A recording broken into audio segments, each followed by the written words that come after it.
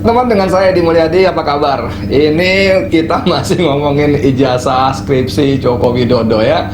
Kemarin 2-3 hari ini kita dibikin geger karena ada teman kita, senior saya, aktivis, bukan aktivis malah, politisi PDIP, Vitor Suryadi, yang tiba-tiba ujuk-ujuk mengatakan bahwa satu, ijazah Jokowi yang diribukan itu adalah dibuat di Pasar Pramuka yang dikenal menjadi pusat pemalsuan dokumen-dokumen penting ya.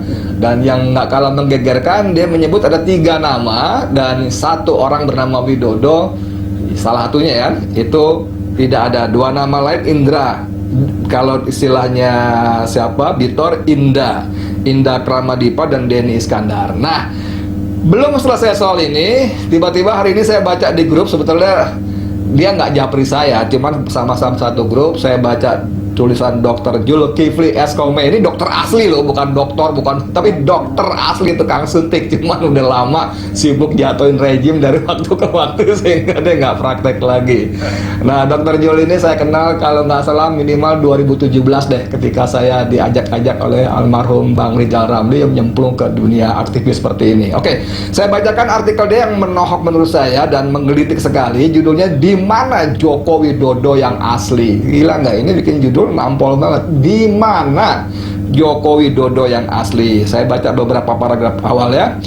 Ketika beredar sebuah artikel berjudul "Hilang Misterius, Vitor, aktivis bernama Widodo diduga memalsukan ijazah Jokowi di Pasar Pramuka Salemba."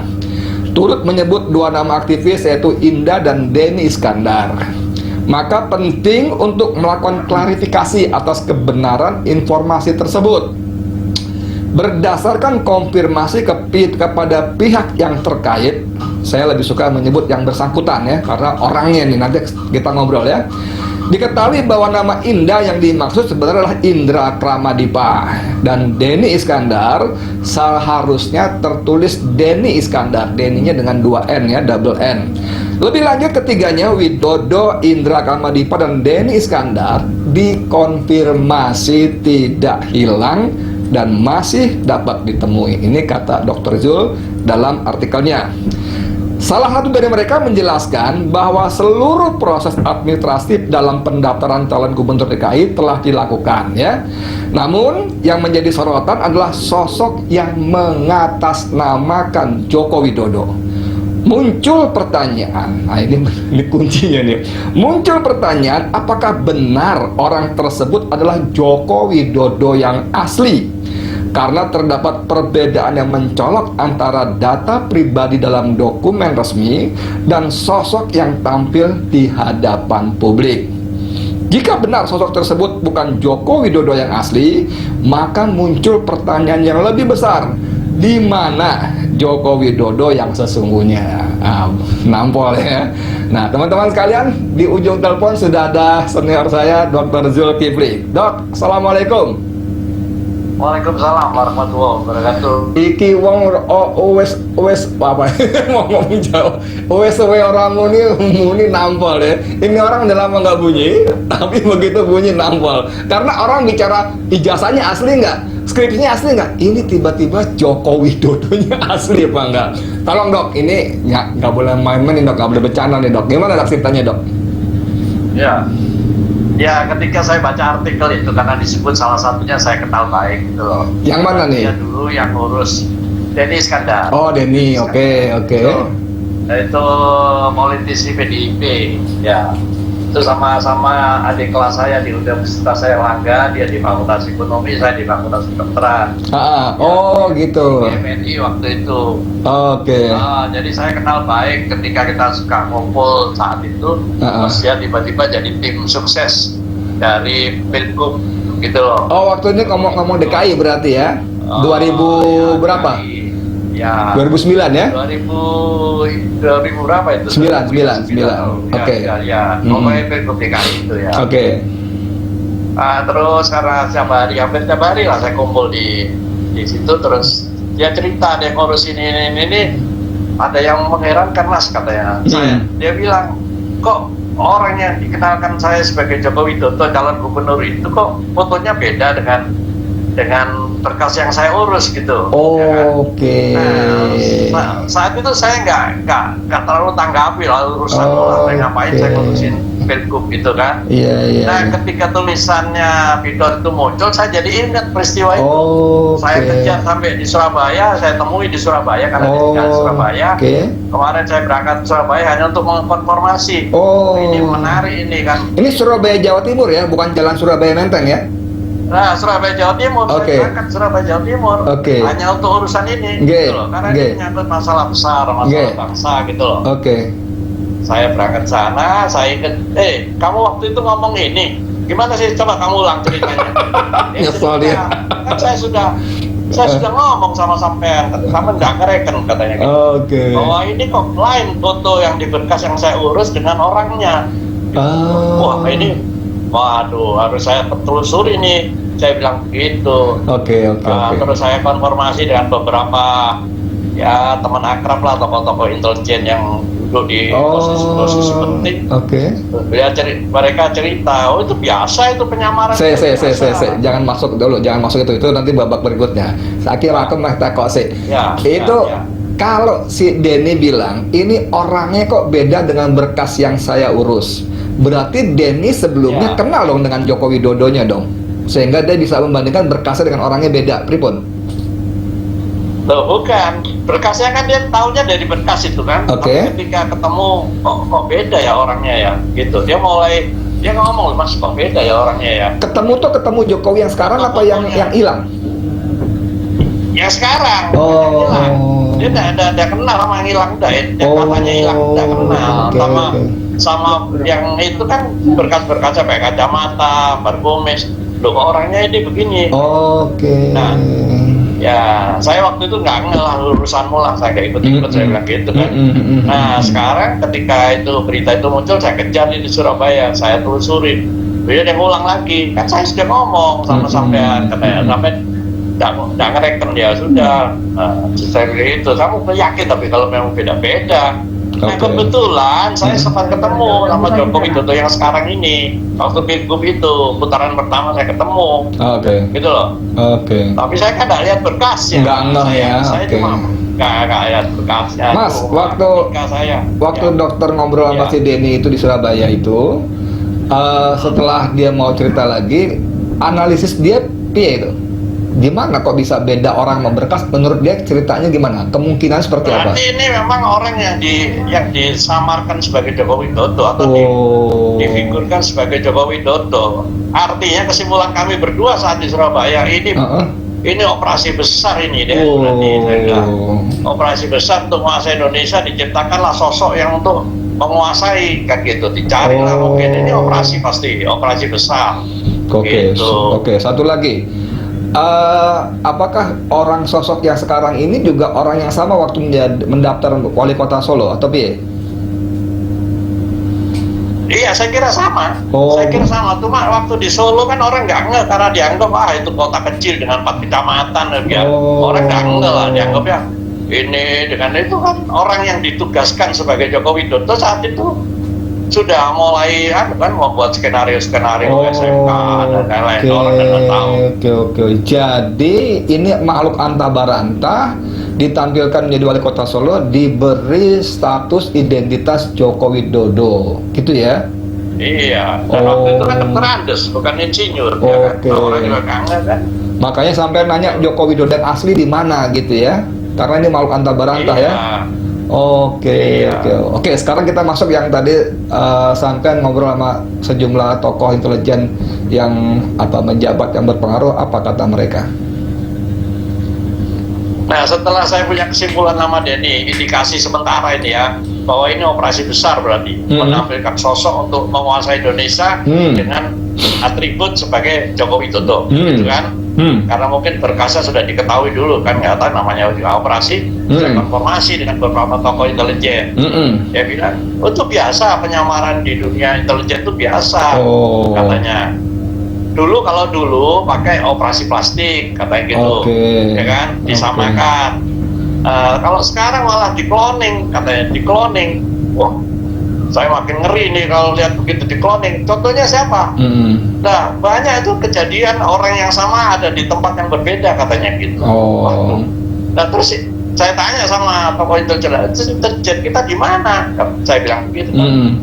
Wah, saya mungkin bisa tidur, tidur tanda petik, bisa juga bagian mereka bagian dari operasi itu kan kita tahu. Dok, operasinya ada di Indonesia gitu. Dok, Ya. kalau sampean sebut-sebut kemungkinan cloning, itu kan berarti sosoknya ada dan mirip dengan yang sekarang dong. Fisiknya apa yang kalau cloning kan persis sama, duplikat. Iya. Oh. Iya. Ini kan makanya kecanggihan teknologi ini kan ya kita sudah tahu lah banyak lah. Saya mau balik ke kesaksian Denny tadi. Panjenengan kan bilang, Denny bilang ini beda berkasnya sama orangnya gitu kan. Nah berarti saya masih berpikir ini orang yang sama sekali berbeda, Dok, yang memang disiapkan menjadi Jokowi dengan identitas seperti itu. Nah maka dalam konteks ini pertanyaan sampai dalam artikel itu di mana Jokowi yang asli menjadi relevan kan begitu. Gini Mas, kenapa saya selalu menyebut nama Joko Widodo? Saya menyebut Jokowi. Ya.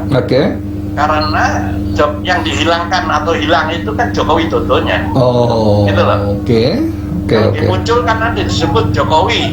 Bahkan ada cerita dari Joko Widodo yang saya dikit-dikit palsu itu ngomong Jokowi ini adalah nama yang dibuat oleh seorang Jerman, kata dia. Teman saya dari Jerman. Ada cerita itu betul. Ini kan ada. Kan ini berarti orang ini memang sudah disetting gitu dengan segala teknologi anunya gitu. Untuk menghilangkan jejak Joko Widodo yang dihilangkan itu kan dia sebut ada Jokowi. Bahkan dia cerita nama sekecil saya Mulyono. Gitu. Ini kan konsentrasinya ke situ jadi orang, tidak sampai ke yang aslinya gitu. Oke, teman-teman sekalian penonton Bang Edi Channel, di paragraf ini memang Dr. Jul menulis gini, antara lainnya, keberhasilan dari sebuah operasi intelijen seringkali terletak pada keberhasilan membentuk persepsi publik. Dalam kasus ini, persepsi yang sengaja dibangun adalah seputar keaslian ijazah Joko Widodo, mengalihkan perhatian dari kemungkinan yang lebih serius, bahwa sosok yang mengaku sebagai Joko Widodo sebenarnya bukanlah orang yang dimaksud. Wih, ngeri banget ya. Nama panggilan seperti Jokowi, bahkan penyebutan nama Mulyono semakin memperkuat dugaan ini. Gitu, Dok ya? Ya, betul. Memang kalau kita dengar cerita teman-teman sekalian, Jokowi sendiri mengaku bahwa nama Jokowi itu pemberian orang asing. Karena melafalkan Joko Widodo buat orang asing itu agak repot. Jadi disikat jadi Jokowi, kan begitu, Dok ya waktu itu ya? Repot, ini kan bohong ini sudah. Ya itu skenario bohong. Oke. Nah, kalau ini ngomong operasi besar, kira-kira pihak mana aja yang terlibat? Pasti ada pihak eksternal dong, asing dong. Pasti. Kan persepsi. Sekarang kita dibangunkan oleh persepsi, bukan data dan fakta. Tapi persepsi yang dibangun. Kalau persepsi sudah terbangun, sudahlah antara data dan fakta itu jadi hilang, gitu kan? Persepsinya yang berhasil mempengaruhi opini publik kan gitu. Iya. Ya. Jadi memang kalau Dr. Jul bilang teman-teman ya di paragraf berikutnya, ketika Dr. Jul nyinggung soal penjatuhan Presiden Soeharto, itu adalah hasil kerja sukses persepsi yang menurut Dr. Jul skema global dengan keterlibatan National Democratic Institute atau NDI yang dipimpin oleh Madeleine Albright. Ini Menteri Luar Negeri zaman Clinton ya, Dok ya? Ya, betul, zaman Clinton. Jadi tidak mustahil menurut dugaan Dr. Jul ini kisah serupa terjadi pada saat-saat ini ya gitu. Gimana, Dok? Iya memang begitu. Yang kan kita dipersepsikan bahwa Presiden Soeharto terlalu lama berkuasa, maka perlu dibatasi masa jabatannya, maka perlu di demo dan lain-lain.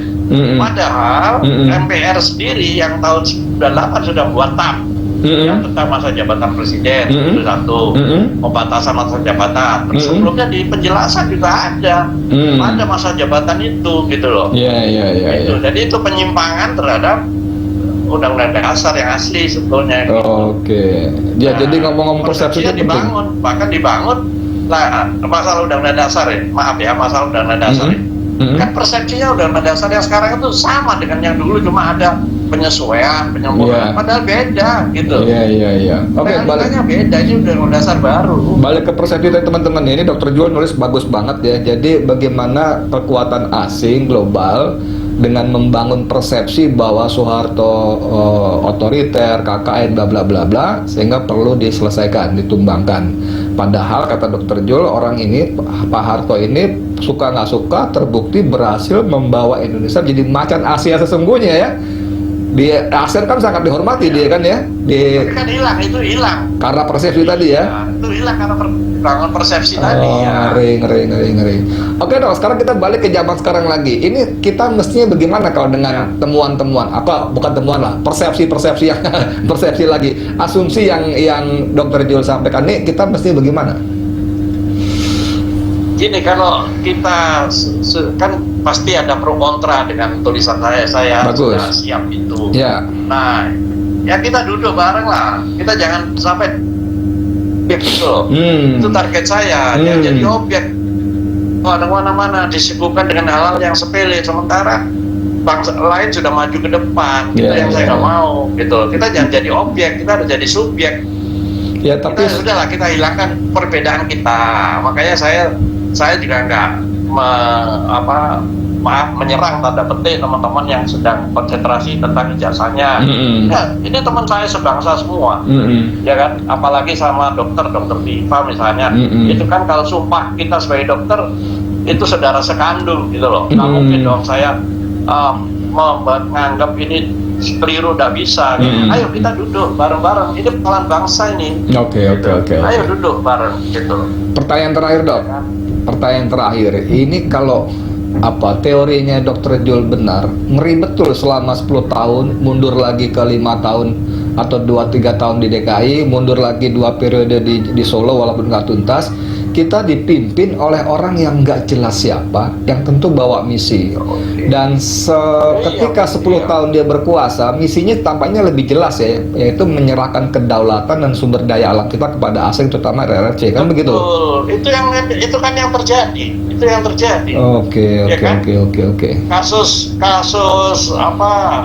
Pulau di Aceh, kasus Raja Ampat. Ini kan ujung ke ujung, ini kan bahaya nih. Kalau kita tidak segera duduk, ayo duduk. Saya minta teman-teman yang persepsi beda, ayo duduk. Ini emergensi nih, kalau di dunia kedokteran ini emergensi, bukan urgent lagi gitu. Oke. Ya, Siap kalau gitu. Ngeri. Oke dok, ada yang mau disampaikan sebelum kita tutup obrolan kita? Ya, saya cuma pesan sama saudara-saudara saya sebangsa, ayo kita segera bersatu, ya. Kita bersatu, terus kemudian bergerak, atau kita punah sebagai bangsa. Tentu saja. Oke, makasih banyak dok ya. Selamat beristirahat, salam buat keluarga, sehat-sehat terus. Oke teman-teman kalian, tadi dengan Dr. Zul yang menurut saya analisisnya, persepsinya, asumsinya membuat kita berpikir ulang. Kalau yang dia paparkan itu benar, seperti saya bilang tadi, kita minimal 10 tahun loh Indonesia dipimpin oleh orang yang kita nggak tahu siapa, dengan misi-misi tertentu, dan memang akhirnya kita bisa membaca seperti kata Dr. Jul tadi, misinya adalah menyerahkan, merampas kedaulatan kita, sumber daya alam kita kepada asing, dan dalam konteks Jokowi adalah RRC. Apakah ini benar? Nanti kita harus uji lagi ke depan. Tapi apapun yang Dr. Jul sampaikan ini menjadi semacam perspektif baru dalam kegaduhan ya. Saya nggak tahu apakah ini bisa menggelinding sekencang ijazah dan skripsi yang diduga palsu itu atau tidak, tapi tetap menurut saya perlu mendapat perhatian. Teman-teman, begitu dari saya, Edi Mulyadi, mudah-mudahan bermanfaat. Assalamualaikum warahmatullahi wabarakatuh. Terima kasih telah menyaksikan. Jika suka dengan informasi ini, silakan like, komen, dan subscribe. Dan saksikan video selanjutnya di channel ini.